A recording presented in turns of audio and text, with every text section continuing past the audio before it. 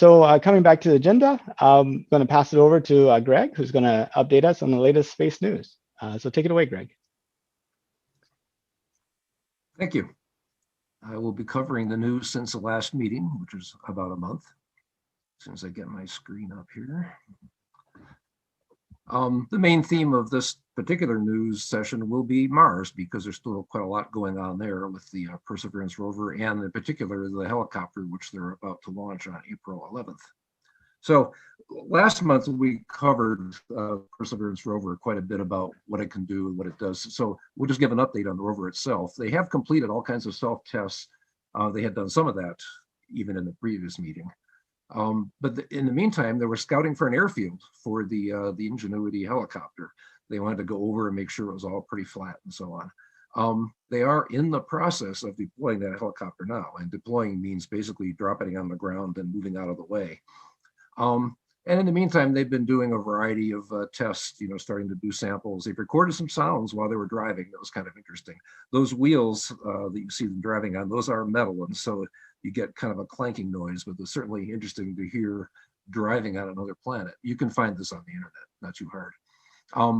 Also, they've been zapping rocks with a laser, figuring out, well, typical aggressive humanity going out and hitting things with lasers. Remember, this is actually for analyzing the rocks. They basically blast it with, a laser, which is mounted up here in this camera section. It shoots out, it'll hit an area of the rock. When it vaporizes, then there's spectrometers that look at the spectrum from that, and they can figure out what the composition is. So there's zapping for a purpose. One of which is this particular rock. This was just lying around. They thought it looked pretty interesting, so they did examine it. The laser zapping is, you can see the evidence of that where the red arrow is here. I think I can just blow this up. You can see there's a whole little series of little tiny pits there where it was hit. And of course, NASA's claiming that that wasn't there before. No, they put it there. I haven't actually seen the results of what this rock is. There's been a lot of speculation about it. It was a fairly strange looking rock. Where have they gone? Well, you can track this on the NASA website. You can just search on Google for where is the rover, and you'll find that pretty quickly. It turns out they're not really updating it that fast. I think what's happened is, since they're stopping to deploy the helicopter, they just haven't moved lately, and so they're not bothering to update it. But I think the little portion on the left here is where they landed. They've done some driving around. As I said, they wanted to survey the area pretty well for the airfield. And that's what they've been doing. So on to the helicopter.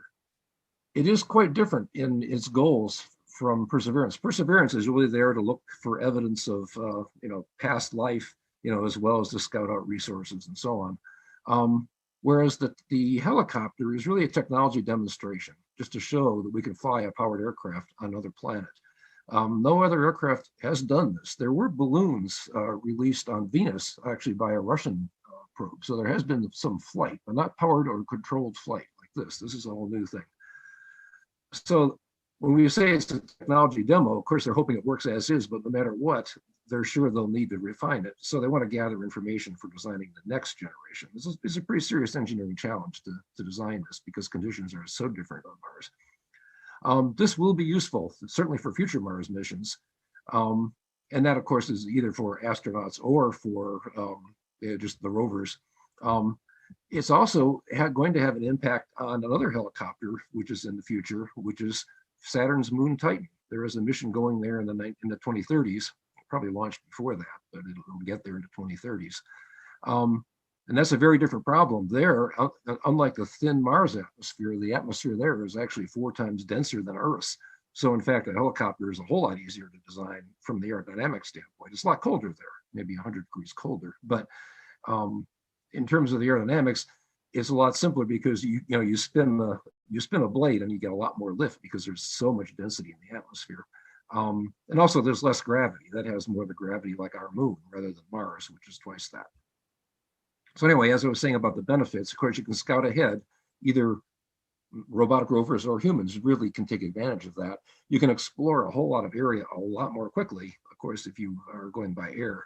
And then there's areas that are simply unreachable by the rovers or by people, for that matter. It could be up in mountains, it could be down in caves. Lots of possibilities open up once you have a helicopter. And this is developed quite differently than a typical NASA project because it is only a demo. You can take a lot more risk, and there was a lot shorter development time as well. I mean, Perseverance has had 10 years to work on it, and they already had a working model with the Curiosity rover, which was quite similar. So this thing, on the other hand, was built from scratch. And as a result, they did a lot of things that people do nowadays. They used open source software. That includes things like Linux for the operating system. It includes software that they use for sequencing of commands and control. They've in fact made that available on the internet. You can run that software yourself if you want to see what what's like to run the Mars helicopter. And also the hardware they used. A lot of off-the-shelf components. They literally ordered some of these things from hobbyist sort of sites. Now they tested it to make sure it would stand up. And there are some military-grade things in there as well. But the key thing is that they really just grabbed things off the shelf whenever they could. So some of the technical details. The thing weighs about 4 pounds, 1.6 feet tall. It has 2 counter-rotating 4-foot diameter blades. And this is different than a typical drone on Earth where you typically have 4 small blades. The big thing is you need really big blades because you just need to catch as much air as possible since the air is so thin there. As they were going for 4 feet diameter, you couldn't fit a device, a helicopter with a lot of different blades. You couldn't really fit it all into the packaging in the rocket. So that's why they went with this. So these are counter-rotating blades. There's 2 of them. And what they do then to control where you go is they control the pitch. And so if you want to go left, you basically put more lift on one side and you go left. So that's actually more like traditional helicopters than the typical drones you have. So what's going to happen is the rover, it stored this helicopter in the base underneath it, and it takes about six days total to really gradually get the thing unfurled and dropped. And I'll show you a picture in a minute. But anyway, it drops out the bottom. And then it quickly drives off so that the solar cells can start charging the batteries. So they give it one last charge from the main rover right before they drop it. But after that, it's on its own. So these are the solar cells up here on top. You can see it's not really a terribly large array. They charge up the batteries. They will start communicating with the rover via Zigbee, which is an off-the-shelf kind of low-power standard. It's used for home automation, or to put it in a more glorified way, the Internet of Things. It has a range of about 3,300 feet. So the helicopter has to stay within that range to be able to communicate with the rover and hence to send us information like the pictures or the data from the flight. So as I said, it's solar cell powered. They have rechargeable lithium-ion batteries. The design life is really only 30 days. They are given 30 days to do whatever they can, and then the rover pretty much just moves on, and it'll just leave this behind. And these flights will only last about 90 seconds. The first one was a lot less than that even. The very first flight will pretty much just go up maybe 5 or 10 feet and come right back down. Then they get more and more complicated and they go on longer journeys. But they start easy. And if they even get it off the ground and back successfully, that defines success for this mission. It's not your grandfather's drone. You think about the problems, the engineering problem of getting a helicopter, first to even get it successfully to Mars, but then to run there. First of all, you need a lot of heaters because at night it gets down to maybe 150 below zero. You have rechargeable batteries, but those batteries have to provide the electricity to heat the thing to keep it warm. So you charge it up in a day, but 2/3 of that charge is used just to keep the thing warm, mostly at night in particular. And it's running the equivalent of about 3 smartphone batteries. As I mentioned before, the atmospheric density is only 1% of Earth. That's the equivalent of flying a helicopter about 100,000 feet on Earth in terms of the density of the air in the atmosphere. No helicopter on Earth has ever flown that high. Actually, airplanes don't fly that high. So adjustments have to be made. For one thing, the blades spin a whole lot faster, 2,300 to 2,900 RPM, which is 5 to 10 times faster than Earth helicopters. The limitation is basically the speed of sound on Mars. They run about Mach 0.7, 7 times the speed of sound on Mars on the edge. These blades also need to be a whole lot stiffer than they are on Earth. They realize that there's a lot of vibrations that happen, of course, with anything that rotates at high speed. And there's a lot of damping provided by the atmosphere on Earth, but you don't have that on Mars. So they had to make them much stiffer. They ended up using carbon fibers over some kind of a foam core. Um, Greg, one thing, we have a message in the chat room that yeah, was wondering if there's a rationale for the 30-day lifespan. they just didn't want to take any more time. They figured that was enough time to, to prove what they needed to do, collect the data they needed, and then move on. Because I mean, this is not the main mission. This is really kind of a sideshow. It's an important one, but it is ultimately a sideshow compared to the main mission. This thing cost maybe $80 million total in the whole project. That's out of a $2.5 billion project, and the $2.5 billion has to go on.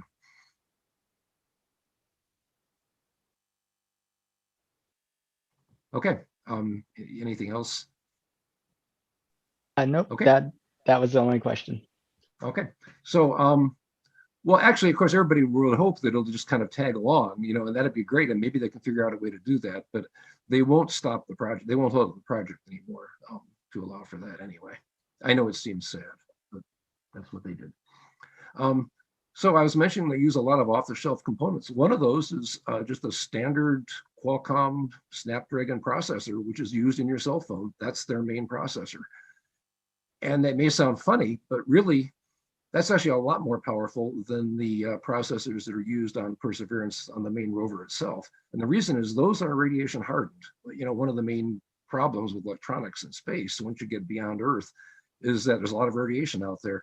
And it affects the electronics, especially digital electronics. You end up flipping bits. You think you're storing a 1 or a 0, and it turns to the opposite. But the problem they had is that the existing processors that are radiation hardened, one, they're typically larger geometries, they're older technology, and they're not fast enough. They simply can't keep up. What's really needed here is they're doing a lot of real-time vision and control at maybe 500 hertz, and the existing processors just can't keep up, especially for doing the analysis of the pictures. They need to do that at a pretty high speed. So they went for a commercial processor.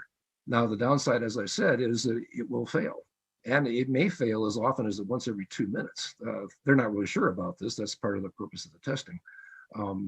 But yeah, it could be that bad. So what happens? Well, they realized that that's not acceptable either. So they went a different way. They did take some radiation tolerant hardware for detecting problems. So there's a certain amount of this, the processing that's done, redundantly, just done twice. I think there's 2 different sets of memory, and they compare them. And anytime they simply detect a problem, they do what everybody else has ever done in the history of computers. They reboot. So what does that mean? Well, that means the helicopter starts falling out of the sky. Now, of course, the blades are still spinning, so they won't just completely crash right away, but it will start falling. But the good thing is the reboot is really fast, unlike our typical computers here. A few hundred milliseconds and they're back and the flight resumes. So it's very, very different environment and a very, very different kind of operational mode. So what they've done so far is that they picked, based on aerial photographs and based on the actual examination by the rover, they picked the airfield. And the airfield is a 10 meter by 10 meter square. That's 33 feet by 33 feet. And they have an overall airfield where they will be flying in the flight zone.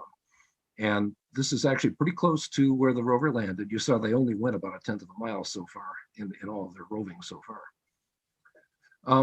So this is that same landing field, just shown a different way here. They'll take off and land here. As I said, the first flight just goes up and right back down. Later on, they'll be flying more around the loop here. And what they do is they'll be taking some images. So how do they navigate this thing? Well, actually, they're mainly using inertial navigation, which is what's been used in missiles and submarines for a long time. They're also including solar tracking to keep track of where the sun is.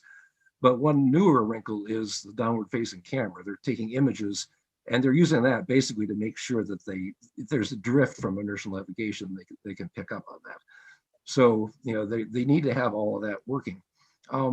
A side comment on that is that you can't use the compass or the equivalent sensor because Mars' magnetic field is not that strong. It's weak and is inconsistent, apparently. So they don't really feel they can trust anything resembling a compass. So they pretty much work on, using images. You could kind of think of that as cruise missile technology in a way, I guess, where they pretty much figure out where you are based on pictures that were taken.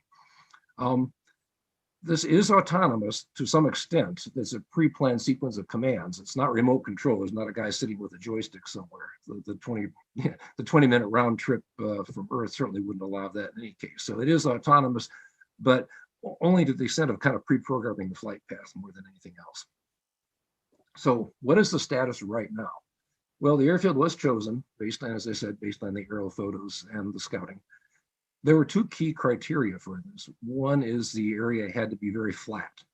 They don't want to take any chances on the thing just tipping over when they're not too sure how well it's going to work. One way to look at this is this rover has never, or I'm sorry, the helicopter has never actually flown before. It's flown in a test facility where they can match the density and temperature of the air, but they can't really match the gravity. They dangle it from a fishing line, for their testing, but it's not quite the same as actually flying. So it's, it's interesting. So anyway, two conditions. One is they had to be flat, and the other, there had to be enough texture in the surface so that they could use their downward facing camera to navigate. Turns out that's not really much of a problem. As you can see from this picture, it's an actual picture. There's plenty of rocks that are giving them all the texture they need. So this is an actual picture. The helicopter dropped down out of the bay, the underside of the Perseverance rover. Bit by bit, it kind of tipped down to one side and then the other, and the legs all came down individually. So this is several days in. If you look closely, you'll see that it's not actually touching the ground yet. They'll drop at the final 5 inches right near the very end of the deployment process. And that is scheduled fairly soon. There will be a bunch of testing that will go on. Finally, April 11th will be the first flight. That's the schedule right now. On to other topics. We've actually had a speaker here in the past talking about space debris. There's a lot of it up there. It's not just dead satellites. It's also the rockets that got them there. The upper stages of those rockets. There's fairings, which are the things that enclose the payloads at the top, as well as miscellaneous other junk. There's a lot of it up there. The European Space Agency says 26,000 objects. 90% of those aren't functioning. So there's maybe only 3,000 or 4,000 satellites up there that are actually functioning right now. A fifth of which belong to Starlink at this point.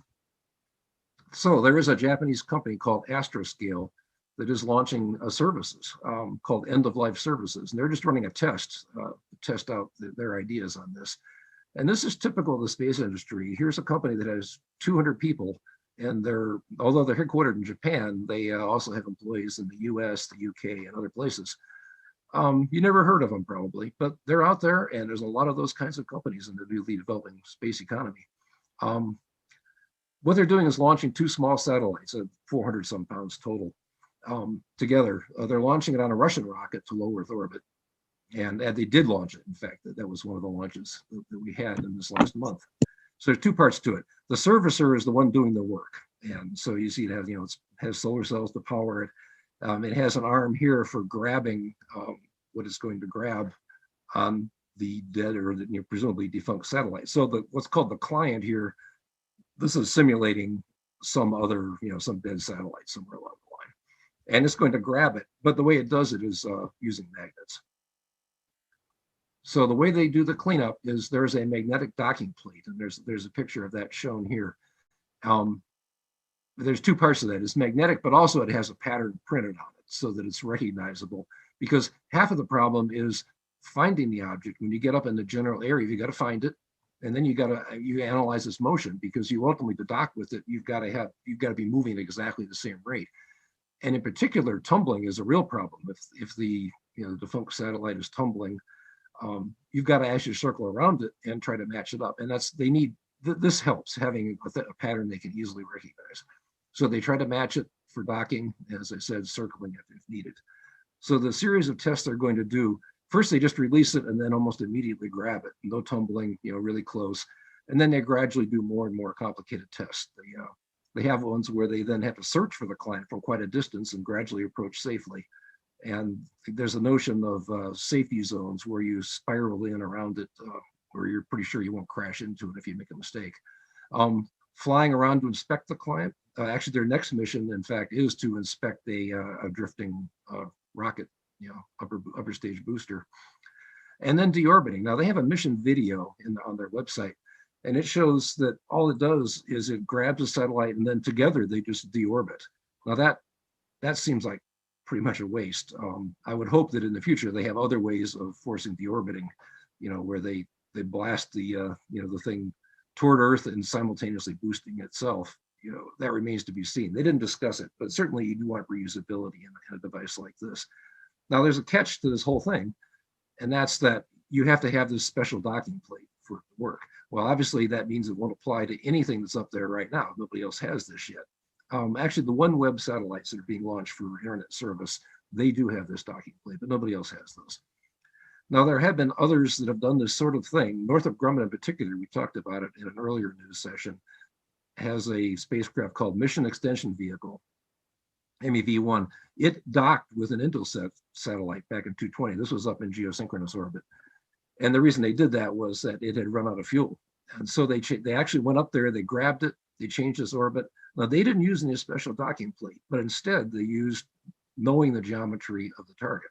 And in reality, is you're going to know the geometry in most cases because somebody put it up there and you can look at their blueprints. In their case, they grabbed inside of a rocket nozzle, and almost all of the Intelsat satellites and lots of others have a particular type of nozzle they use for positioning. So that was not that hard to do. But this wasn't tumbling. This satellite was in service, so they didn't have that problem. Anyway, these companies are pioneering what's called in-orbit services, which is just another category in the developing space economy. You have all these objects up there. Somebody has to move them around when they need to change orbits and they run out of fuel. Others have to get things down and get them out of the way. And so these are in-orbit services that are becoming more important. A final story here is just related to politics. Every time you change presidents, NASA and all the space industries, excuse me, they worry that everything's going to change. The history of the last 30 years says that. Every new president comes in and they change everything around. The goal is Mars, the goal is the moon, the goal is an asteroid, the goal is just build infrastructure. So people have been worried about that. And of course, they try to read the tea leaves. They noticed that the incoming president put a space rock. He put a moon rock actually in his office. So that was encouraging. But there's been more evidence since then that they're not going to change things that much. One is the White House press secretary said so when asked by a reporter. Another thing is that there's a National Space Council that will continue. That had been revived by former President Trump after a 25-year hiatus. It's been very, very strongly supported by industry because it provides a way to really to bring in input from industry as well as from the military and intelligence interests. This almost didn't happen. This was almost taken back by the National Security Council. So that was taken as a very good sign that things will not change. A second thing is that the U.S. Space Force, which was started under Trump, will be retained. It looks like it's going to continue. And the same thing in particular for NASA's main concern is what about the Artemis lunar program? That too was started under Trump. And as a result, new president comes in, they want to change everything. Well, they're not. They're actually, it looks like they're going to keep it. Now, these are all just still reading the tea leaves. You don't know for sure, but it's looking good. To the point where the former NASA administrator, Jim Bridenstine, he actually said that's the first time in 30 years that we're not just completely disorienting NASA and the space programs in general for a year or two. That's a good thing. He even supports the nomination of a former Florida senator and astronaut, Bill Nelson, who's the next administrator. So independent of politics, no matter how you feel about any particular president, from a space program standpoint, it's usually kind of a good thing that things don't change too much because you don't waste too much time. And that appears that it might be the case. Greg, okay, that brings us. We had a question about the National Space Council. Historically, the vice president has kind of chaired that council. Do you know if VP Harris is going to also chair this Space Council? Yes, I believe she is.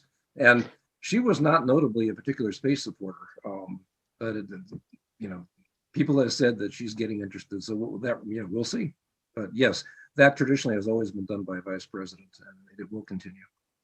And also, David points out that regarding the in-flight servicing and end-of-life service, that the pain on the target has to survive beyond the satellite's life as well. Target life was an issue in some rendezvous studies that he's worked on. David, did you want to say a little bit more about that? Just that we did studies on having rendezvous with targets that had a cooperative docking target on it, and Yeah, that was one of the concerns, was the life on targets, and having to potentially replace targets if you were doing automated rendezvous and docking type functions. Yeah, I don't know the details, but the thing about this docking target is it is passive. It doesn't require cooperation other than having the plate there in the first place. It looks like it's pretty structural. Yeah, presumably, yeah, the paint's going to fade and everything, but as long as there's enough, I guess they're assuming that it'll last long enough, and that's as far as I know. The assumption was they're aware of how things degrade in space. They must have accounted for that. Hopefully they're accounting for that. They say I would think so. It was definitely a concern on target life when we were looking at some of those kind of functions. Yeah.